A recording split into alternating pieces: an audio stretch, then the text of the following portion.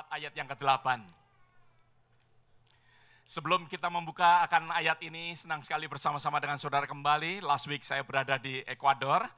Ya, saya ingin menyampaikan salam dari jemaat kita di Ekuador untuk kita semua di Houston. Tentunya ya banyak hal yang Tuhan lakukan di Ekuador pada saat ini, sungguh luar biasa sekali. Kedatangan saya melihat good problem di sana, bukan sesuatu problem yang membuat kita sedih, tetapi problem yang membuat kita bersukacita bersama-sama. Ya, problem yang mereka hadapin bahwa tempat yang baru, yang mana 2 bulan yang lalu mereka berada di tempat yang baru, ya setelah mereka pindah dari tempat yang kecil menuju ke tempat yang besar, di tempat yang baru ini pun kemarin kebaktian hari Minggu mereka sudah full, saudara. Haleluya. Ya, sesuatu problem yang baru yang dihadapin, tetapi problem ini adalah problem yang baik untuk kita semua karena tempat rumah ya di mana ibadah yang kita pakai di sana sudah penuh kembali. Mereka terpaksa mungkin di dalam waktu 6 bulan ini mereka harus pindah ke tingkat 3 ya, karena di situ ada lantai yang ketiga yang kita bisa pakai ya, maksudnya kita sewa untuk kebaktian yang muat sampai 300 orang bisa memakai tempat itu. Ya, sesuatu yang luar biasa sekali pekerjaan Tuhan di Ekuador saat ini. Saya percaya bahwa Tuhan ya memakai akan gereja kita di Ekuador. Ada amin, saudara? Tentunya setiap daripada kita juga bersukacita karena dari gereja ini kita menabuh benih. Ya, benih di mana Tuhan sendiri yang memberikan akan pertumbuhan. Selagi kita mau untuk dipakai Tuhan, kita memberikan akan benih itu boleh bertumbuh. Tuhan memberikan pertumbuhan secara luar biasa. Di dalam 1 Timotius pasal 4 ayat yang ke-8. Kalau saudara membawa Alkitab saudara, kita buka bersama-sama. Di dalam 1 Timotius pasal yang ke-4 ayat yang ke-8. Firman Tuhan katakan, latihan badani terbatas gunanya, tetapi ibadah itu berguna dalam segala hal. Karena mengandung janji baik untuk hidup ini maupun untuk hidup yang akan datang. Ada amin, saudara. Dikatakan firman Tuhan berkata, latihan badani terbatas gunanya. Kalau saudara exercise, ya mungkin saudara pumping begitu banyak besi, ya barbell saudara pumping begitu banyak. Saudara mungkin exercise, lari dan lain sebagainya. Saya mengucap syukur saudara, hari ini ya saya mendengarkan perkataan daripada istri saya yang mana hari ini sebenarnya di kliniknya semua nurse diperintahkan untuk jalan ya, untuk walk for kidney ya, untuk berjalan untuk untuk fundraising boleh dikatakan begitu ya, untuk kidney awareness dan lain sebagainya. Tetapi dia katakan kepada supervisornya, dia berkata, well I cannot do it on Sunday. Because on Sunday dia katakan saatnya untuk kita mengisi akan vessel kita, cup kita. Banyak orang lupa akan hal ini saudara. Mereka melakukan mungkin berjalan exercise on Sunday, tetapi mereka lupakan ya bahwa firman Tuhan katakan di dalam ayat ini bahwa latihan badani dikatakan terbatas gunanya, tetapi ibadah itu berguna dalam segala hal. Saudara ada di tempat ini, saudara tentunya bersukacita. Ada amin, saudara. Karena apa yang saudara lakukan adalah sesuatu yang berguna di dalam segala hal. Di dalam kehidupan kita, seringkali kita tidak mengetahui apa yang mungkin nanti gunanya untuk apa sih. Tetapi janji daripada firman Tuhan. Dikatakan ini mengandung akan banyak janji. Mengandung janji daripada Allah sendiri. Baik untuk hidup ini, hidup saat ini, saat di mana saudara dan saya ada di tempat ini, tetapi juga hidup yang akan datang. Hidup untuk tomorrow, bahkan kehidupan kita nanti sampai di surga pun. Ada amin saudara. Karena firman Tuhan tetap dahulu, sekarang, dan selama-lamanya. Ada amin? Firman Tuhan itu tetap. Janji daripada Tuhan itu tetap. Maka dari itu biarlah kita boleh merenungkan selalu di dalam kehidupan kita. Jangan kita melupakan akan ibadah-ibadah kita. Di dalam kitab Ibrani mengatakan, ya, jangan sampai kita melupakan, Ibrani pasal 10 ayat yang ke-25 kalau nggak salah, mengatakan bahwa jangan kita meninggalkan akan ibadah-ibadah kita. Ibadah-ibadah yang mana Tuhan sudah desain di dalam kehidupan kita. Ada amin saudara. Menyambung akan firman Tuhan di dalam tahun ini yang kita berikan judul Together, ya, bahwa di mana setiap daripada kita, gereja IFGF, seluruh jemaat Tuhan, untuk dibawa di dalam sesuatu kehidupan together, bersama-sama, katakan together, bersama-sama. Ya. Di dalam kehidupan kita Tuhan mau untuk kita hidup secara bersama-sama. Di mana di dalam seri khotbah saya, yang mana saudara sudah beberapa kali mendengar dari tahun ini, di dalam kebenaran yang ditinggalkan. Sesuatu kebenaran yang ditinggalkan, kita belajar banyak daripada kitab apa saudara? Kitab Kisah Para Rasul. Banyak sekali kebenaran-kebenaran yang ada di dalam kehidupan gereja mula-mula. Saya menyampaikan firman Tuhan untuk gereja Tuhan hidup secara radikal. Gereja mula-mula hidup di dalam kehidupan yang radikal. Oleh sebab itu di dalam kehidupan kita hari ini saya ingin untuk membawa setiap daripada kita untuk hidup di dalam menjadi anggota gereja lokal. Menjadi anggota gereja lokal. Di dalam kitab Kisah Para Rasul. Kisah Para Rasul pasal yang kedua, saudara bisa buka bersama-sama di dalam kitab Kisah Para Rasul.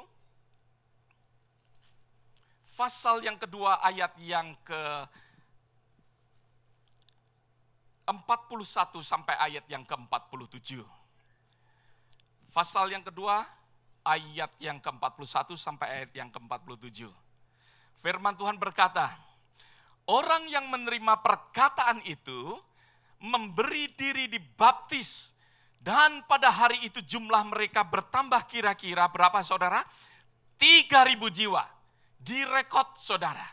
Ada sesuatu rekod di situ bahwa jemaat dikatakan bertambah, jumlah mereka bertambah 3.000 jiwa. Mereka bertekun dalam ayat 42, mereka bertekun dalam pengajaran, rasul-rasul dan dalam persekutuan, dan mereka selalu berkumpul untuk memecahkan roti dan berdoa. Maka ketakutanlah mereka semua, sedang rasul-rasul itu mengadakan banyak mujizat dan tanda. Dan semua orang yang telah menjadi percaya tetap bersatu. Dan segala kepunyaan mereka adalah kepunyaan bersama, dan selalu ada dari mereka yang menjual harta miliknya lalu membagi-bagikannya kepada semua orang sesuai dengan keperluan masing-masing. Ayat yang 46, dengan bertekun dan dengan sehati mereka berkumpul tiap-tiap hari dalam bait Allah. Mereka memecahkan roti di rumah Allah. Maka di rumah Allah saudara, dikatakan di sini mereka berkumpul tiap-tiap hari dalam bait Allah. Mereka memecahkan roti di rumah masing-masing secara bergilir dan makan bersama-sama dengan gembira dan dengan tulus hati. Ayat 47, sambil memuji Allah, dan mereka disukai semua orang, dan tiap-tiap hari Tuhan menambah jumlah mereka dengan orang yang diselamatkan. Kita buka bersama-sama di dalam kitab Matius. Matius pasal yang ke-16 ayat yang ke-18. Ya, kita akan kembali nanti di dalam kitab Kisah Para Rasul. Kita buka lebih dahulu di dalam kitab Matius pasal 16 ayat yang ke-18. Yang berkata, aku pun berkata kepadamu, engkau adalah Petrus, dan di atas batu karang ini aku akan mendirikan jemaatku, dan alam maut tidak akan menguasainya. Yesus berkata, aku akan mendirikan jemaatku dan alam maut tidak akan menguasainya. I will build my church. Yesus sendiri berkata bahwa aku akan mendirikan jemaatku.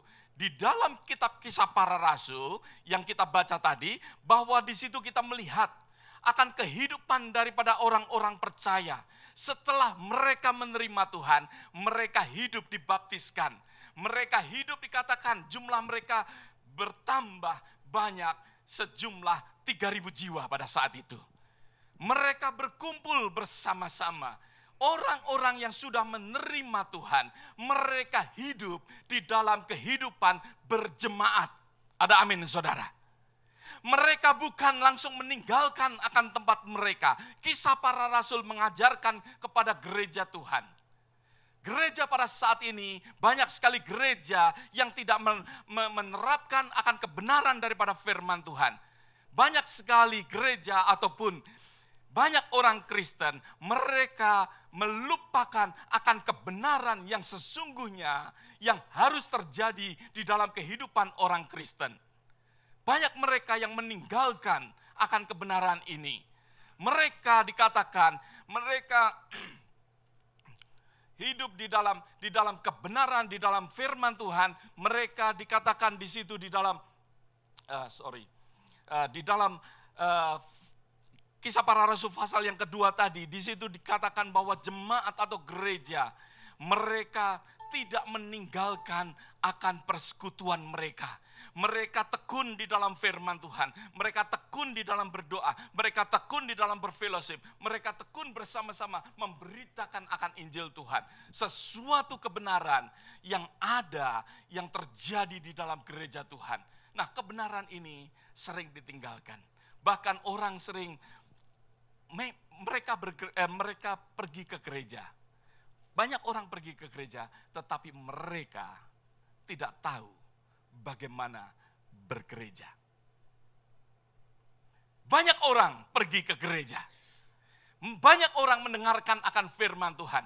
Banyak orang menerima akan Yesus Kristus sebagai juru selamat. Mereka pergi ke gereja, tetapi tidak tahu bagaimana mereka bergereja. Sesuatu perbedaan orang yang pergi ke gereja dan orang yang bergereja. Ada amin, saudara? Ada sesuatu perbedaan. Ada sesuatu yang kita boleh renungkan secara bersama-sama. Bahwa di dalam kehidupan kita, kalau Yesus berkata, I will build my church. Aku akan mendirikan jemaatku. Jemaat adalah bukan hanya satu orang. Ada amin, saudara? Jemaat di mana ada sesuatu kumpulan daripada jiwa-jiwa yang diselamatkan oleh Tuhan.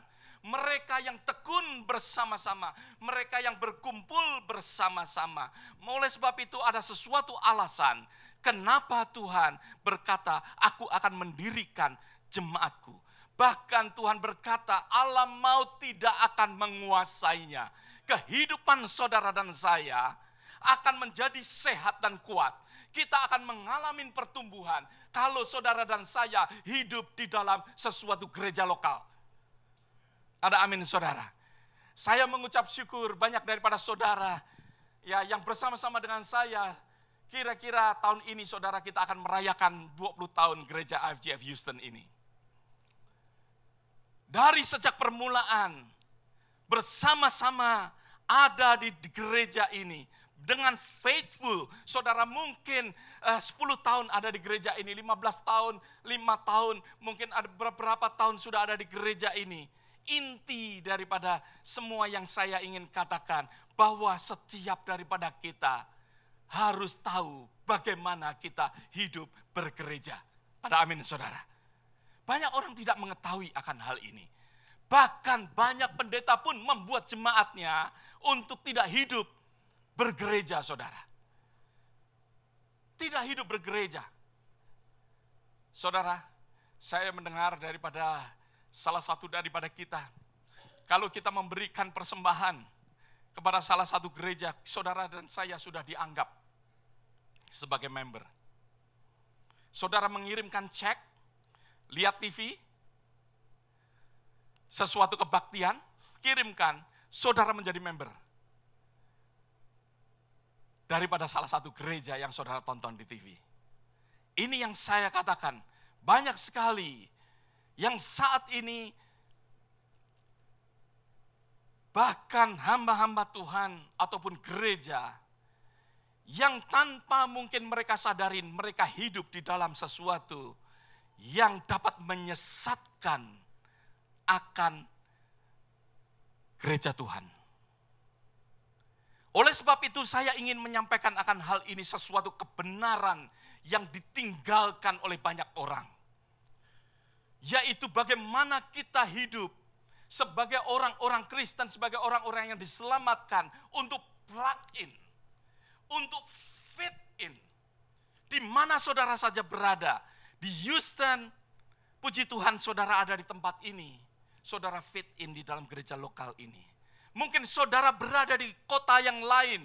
Jangan sampai saudara tidak mempunyai tempat di mana saudara dan saudara Tuhan taruh di suatu tempat di mana saudara dan saya untuk bertumbuh. Di mana saja Tuhan mau di dalam kehidupan kita untuk kita fit in di dalam gereja lokal. Setiap yang percaya katakan amin. Ada beberapa yang saya ingin untuk kita boleh renungkan bersama-sama. Seperti saya katakan, tentu Tuhan mempunyai sesuatu rencana. Kalau Tuhan mengatakan aku akan membangun akan jemaatku. Tuhan mempunyai rencana di dalam kehidupan kita sebagai gereja Tuhan. Sebagai tubuh Kristus. Saudara, tentunya saudara ingat apa yang dialami di dalam perjanjian lama. Sesuatu kejadian di mana sesuatu karya daripada penyelamatan perlindungan terjadi oleh sebuah kapal yang besar, yaitu bahtera daripada siapa? Daripada Nuh sendiri. Kita akan melihat bersama-sama di dalam ayat, di dalam firman Tuhan. Di mana Kejadian pasal yang ke-16 Kejadian 6 ayat yang ke-14. Di mana Nuh diperintahkan oleh Tuhan, diperintahkan oleh Allah, dikatakan buatlah bagimu sebuah bahtera dari kayu gofir. Bahtera itu harus kau buat berpetak-petak dan harus kau tutup dengan pakal dari luar dan dalamnya. Saya berusaha untuk menemukan apa yang dimaksudkan kayu gofir. Saya tidak menemukan, saudara. Bahkan menurut komentari, kayu gofir ada yang mengatakan maybe itu cypress, karena di daerah di mana ditemukan, kira-kira tempat di mana bahtera itu ada, di situ banyak sekali pohon cypress. Tetapi sesuatu yang kita boleh pelajarin, kayu gofir artinya sebenarnya yaitu balok-balok kayu, saudara.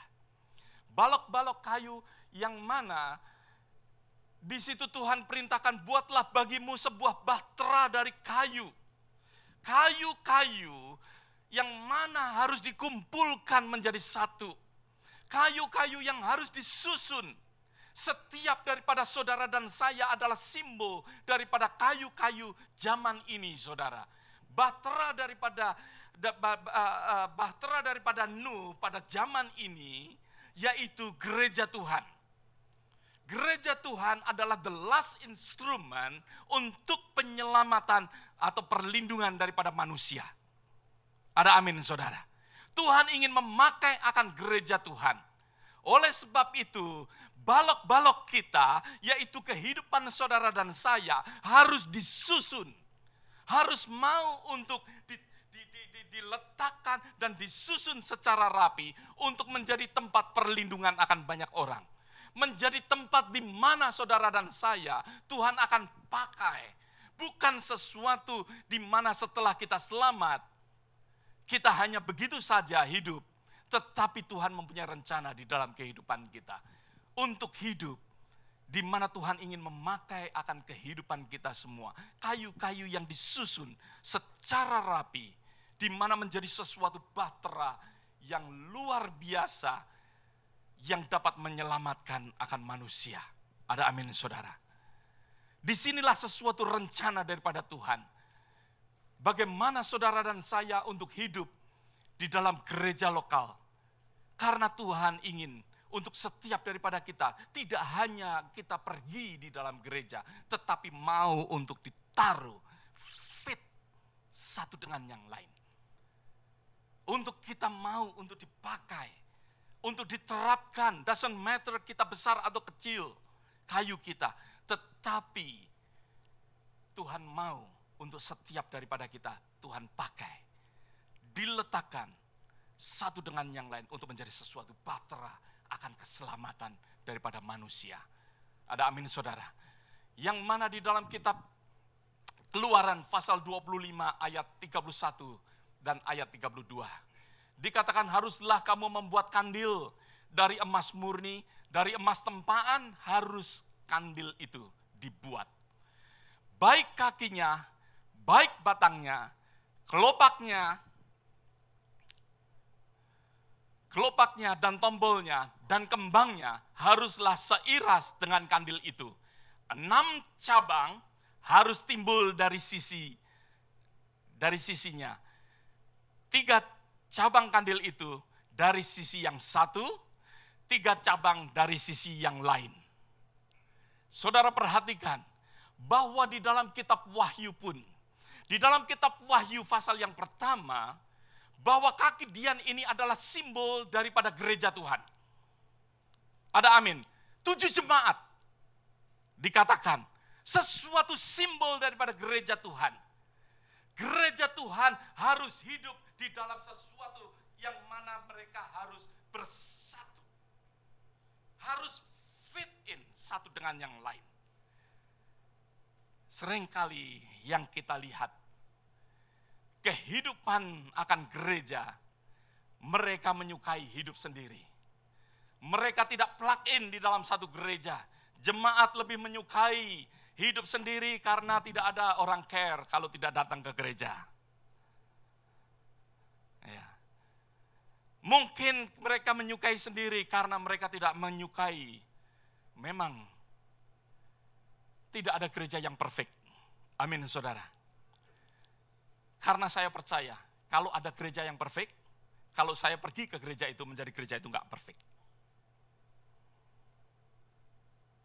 Halo? Amin? Karena saya enggak perfect. Oleh sebab itu saya katakan, tidak ada gereja yang perfect. Kalau kita memikirkan untuk kita mau pergi ke tempat gereja yang perfect, saudara akan struggle. Banyak orang memikirkan aku mau pergi ke gereja supaya aku enggak disinggung orang. Mungkin orang di sebelah saudara enggak menyinggung saudara, mungkin pastor saudara menyinggung saudara.